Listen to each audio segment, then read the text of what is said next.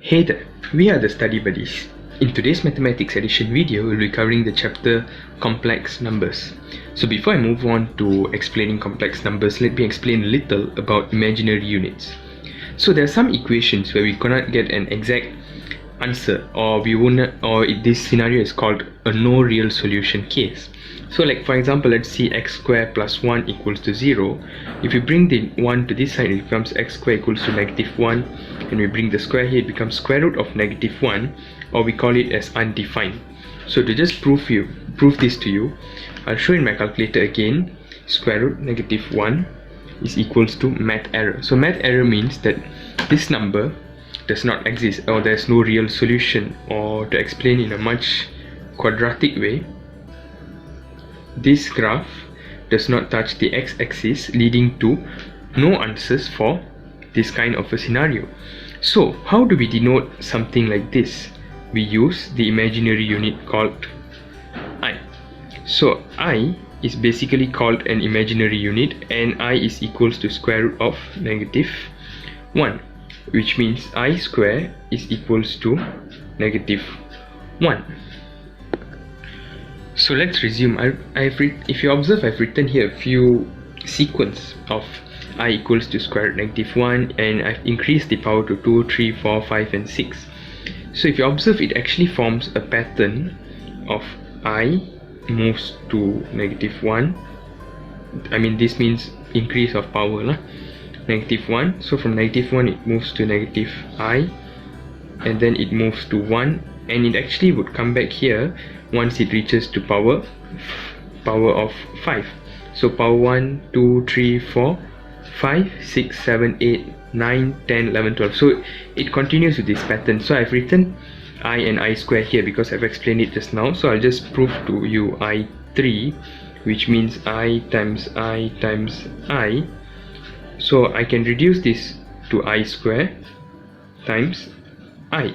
So which means -1 times I, which is -I.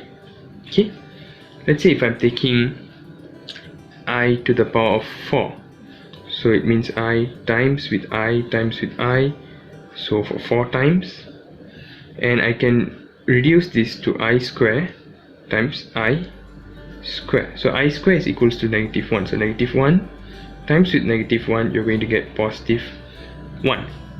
And now let's move to I to the power of 5, which is I times I times I times I times I.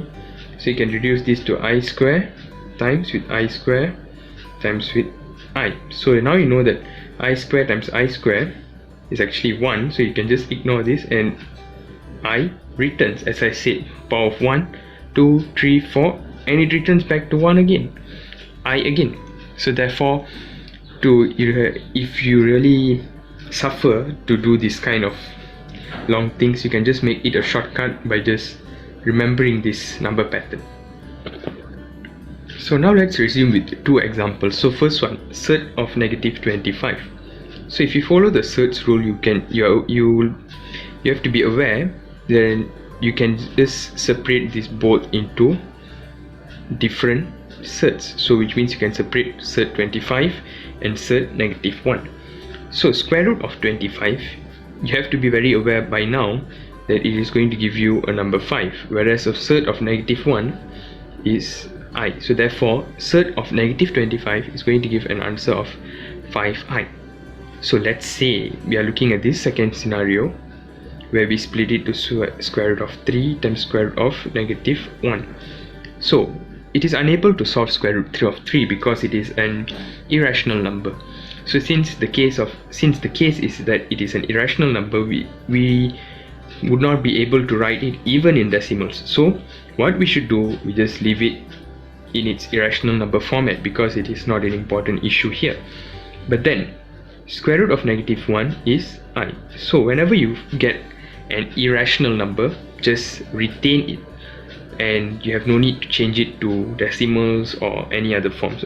Let's say if you have square root of 8, -8, so you will split it like this. So now square root of 8 is an irrational number, but then definitely you can't reduce it to a rational number. But what you can do, you can expand this to 2, because 4 times 2 brings to 8, and square root 4 can be solved, so it brings to 2 square root 2 I. But this is only needed unless if the question asks you to simplify till the end. So whenever you see the word simplify, try to do this thing for a safe side. So now let's move on to complex numbers. So complex numbers is formed when two numbers, one number which is just a real number and another number which is an imaginary part, or sorry, this is called a real part, which means it has only a real number, and another one which has a real number and also an imaginary number, which is called an imaginary part. When both of these are together, they are called complex numbers. So in this case, A and B are both real numbers, whereas I is an imaginary unit. So let me show you a few examples. Like let's say z equals to 5 plus 3i. So this is a complex number. Z equals to 2 minus 4i. This is also a complex number. Z equals to 3 plus 0i. So 0i automatically is going to bring a 0 here, and therefore z is just equal to 3.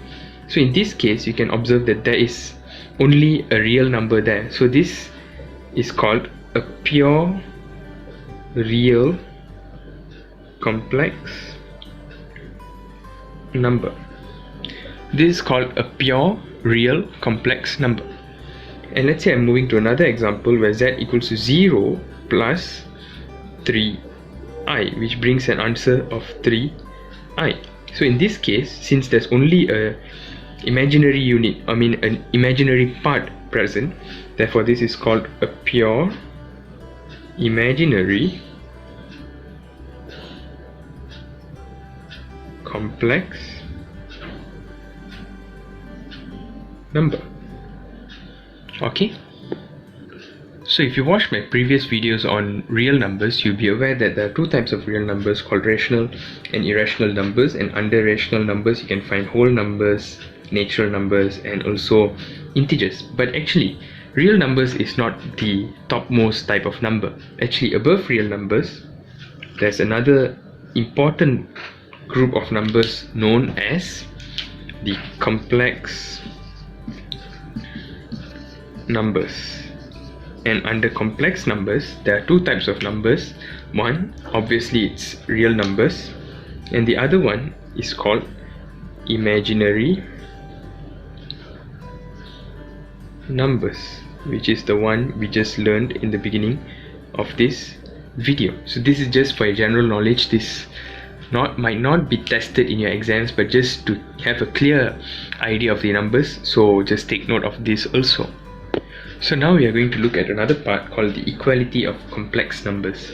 So in this case, let's say we have a question of 3 plus pi equals to q minus 4i, which means let's say I'm going to simplify it to z1 equals to z2, which is complex number type 1 is equal to complex number type 2. So now we have to find p and q. So the only method to solve this kind of questions is that we use the comparison method. So we are going to compare the left hand side to the right hand side. So when we compare, let's say 3, we have to compare according to its variables. So let's compare the ones with the imaginary units first. Let's compare the imaginary parts first. So pi obviously is going to be equal to negative 4i because both of them are the same. So pi is equal to negative 4i. So let's cancel out the i's. So therefore p is equals to negative 4. Now let's compare the real part, which is 3 equals to q, and therefore q is equal to q is equals to 3. Thus the answer is p equals to negative 4 and q equals to 3. Simple as that. So whenever you see a scenario like this where two complex numbers are equated to each other and you have to find an unknown, you can just compare. So now we are going to look at algebraic operations involving complex numbers. So this is our first example, which is 4 plus square root 10i plus square root 8 plus 5i. So how are we going to do algebraic operations which involve complex numbers, no matter multiplication, division, addition, subtraction, or whatever it is? We have to classify and solve according to its parts. So we have to solve the real parts individually and the imaginary parts individually. So for this case, let's start with the real parts, which is 4 plus square root 8. So 4 plus square root 8. So I'll bracket it down to make it easy to understand, plus with the imaginary parts, which are square root 10i plus 5i. Okay, so since in both of these cases there is one irrational number and one rational number present, it is unable for us to add up both of them. So we cannot plus 4 plus square root 8. So therefore what we have to do is just to retain the numbers. So we just retain 4 plus square root 8 plus with this I. So here too, the same case, irrational and rational, we can't add up, but we can factorize the I out. So therefore this becomes square root 10 plus 5i, and this is the answer for this question. So the only trick in algebraic operations involving complex numbers is to split them according to imaginary parts and also real parts. So our next example, 10 minus 5i times with 4 plus 3i. So how do we have to times this? That we have to times it one by one, as how we do for quadratic equation. So let's start. So 10 times 4, it becomes 40. 10 times 3, it becomes 30i. Negative 5 times 4, negative 20i. Negative 5 times negative 5i times 3i becomes a negative 15i squared. So let's solve this part first, which means it's going to be 40 plus 10i minus 15i squared. So as what we have mentioned in the beginning of the video, I square is actually negative 1. So if we substitute a negative 1 inside here, it becomes negative 15 times negative 1. Thus we'll get 40 plus 10i plus 15, because negative 15 times negative 1. So therefore let's just add up the real parts, which is 40 and 15 together. So 40 plus 15 is going to be 55 plus 10i.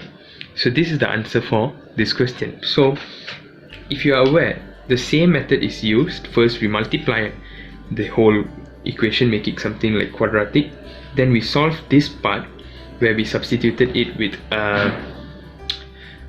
a number which is same, which is I square. We substitute it with negative 1.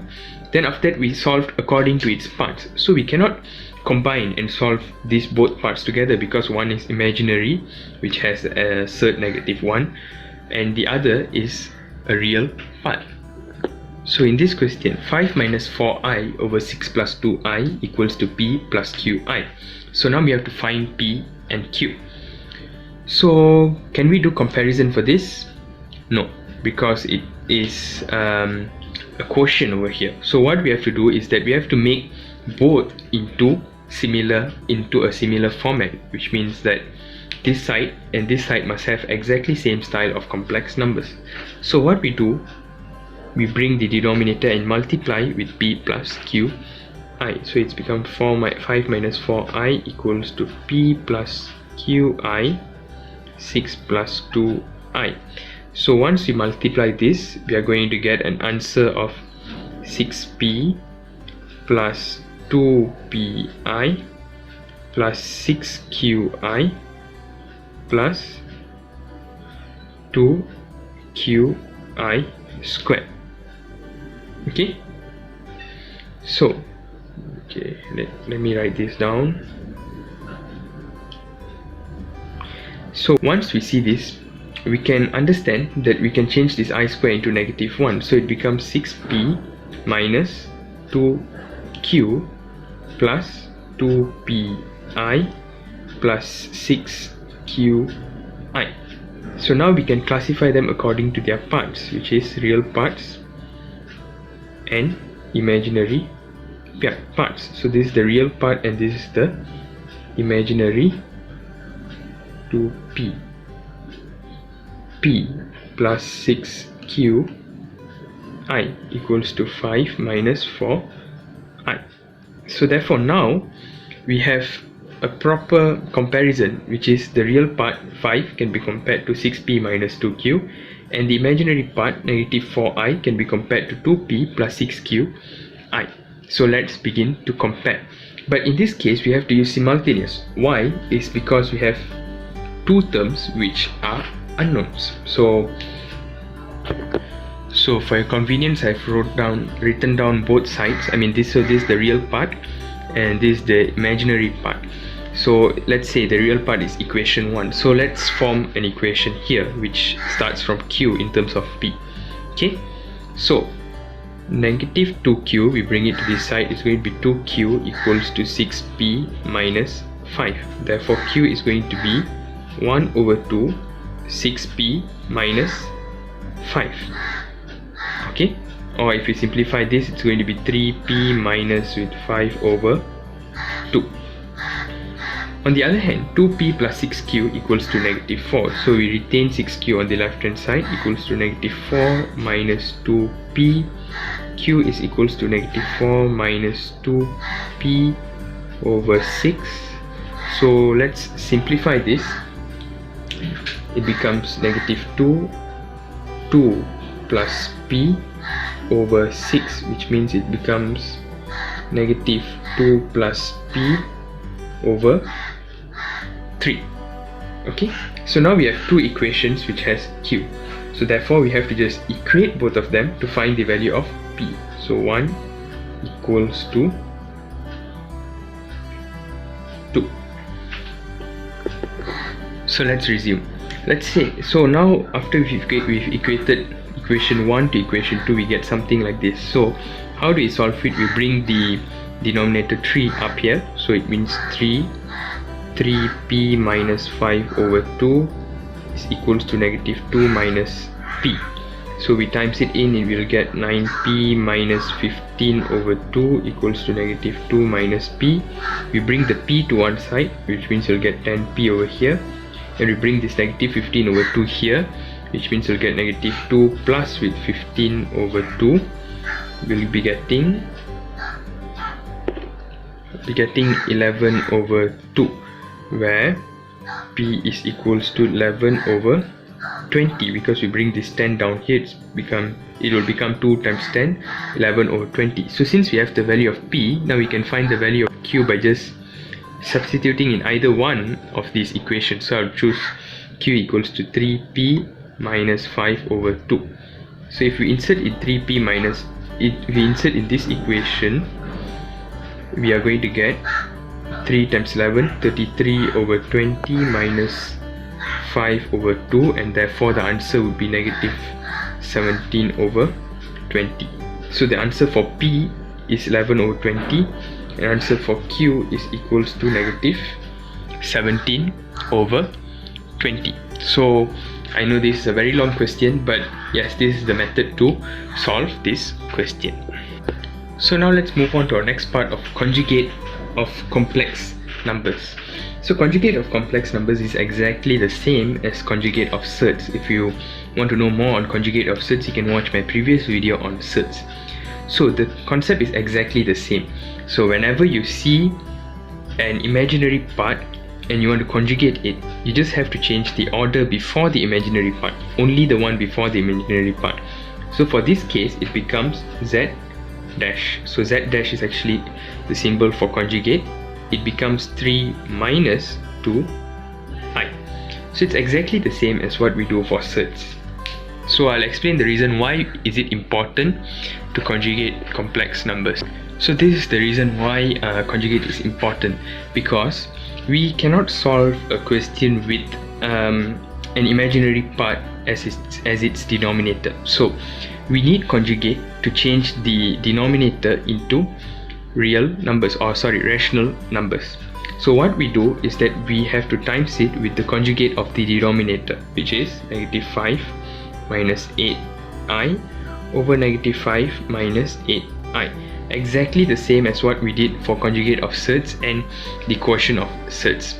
So let's solve this question. So it becomes 3 plus 7i -5 minus 8i over -5 plus 8i -5 minus 8i, where we will get -15, -24i, -35i minus 56i square over 25 plus 40i minus 40i minus 64i square. So if we solve this part, we can immediately minus off this part. 56i square, since I square is -1, it becomes positive 56. Thus it becomes -15 plus 56. -24i minus 35i, you're going to get -59i divided by 25 plus -64i squared. I square can become a -1, so it becomes 25 plus 64. Okay, so since now you're aware that we actually managed to change the denominator into rational numbers. So let's just continue solving this question. So 56 minus 15, you're going to get 41. -59i remains. 25 plus 64 is equal to 89. So therefore the answer for this question is 1 over 89, 41 minus 59i. Okay, so that's the way to solve quotients, and this is why we need conjugate, just to change the denominator into a rational number. So now we look at another example, which is 3 plus square root 5i over 5 minus square root 3i. So when you see this question, immediately you know we have to conjugate to get a rational number denominator. So it means it's 5 plus square root 3i over 5 plus square root 3i. So we just multiply both together. It'll be something like 3 plus square root 5i, 5 plus square root 3i over 5 minus square root 3i, 5 plus square root 3i. So when we multiply this, we'll be getting 15 plus 3 square root 3i plus 5 square root 5i plus square root 5 times 3, 15i square over 25 plus 5 square root 3i minus 5 square root 3i minus 3i square. Okay, so now we can just try to solve any parts of this. So square root 15i square is going to be negative square root 15, which means it's 15 minus square root 15. 3 square root 3i plus 5 square root 5i, we cannot add them up together because they are irrational, so we just retain it. 3 square root 3 plus 5 square root 5i over this one. We can just cut it off because it's not going to give any value. 3i square is actually negative 3i square can be changed to positive because I square is -1, so therefore it becomes 25 plus 3. So I'll continue the operation up there, which is 15 minus square root 15. I'll bracket it to show that this is the real part.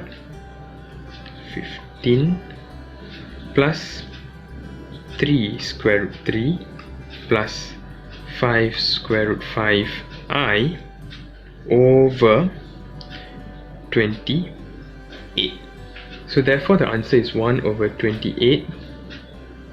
15 minus square root 15 plus 3 square root 3 plus 5 square root 5 I. So that would be the answer for this question. So as a conclusion, two things I would like to mention is, number one, to understand this chapter, of course, you need to understand the basics. And next thing is that you need to do a lot of practices. I've provided practices below in the description, so please do that.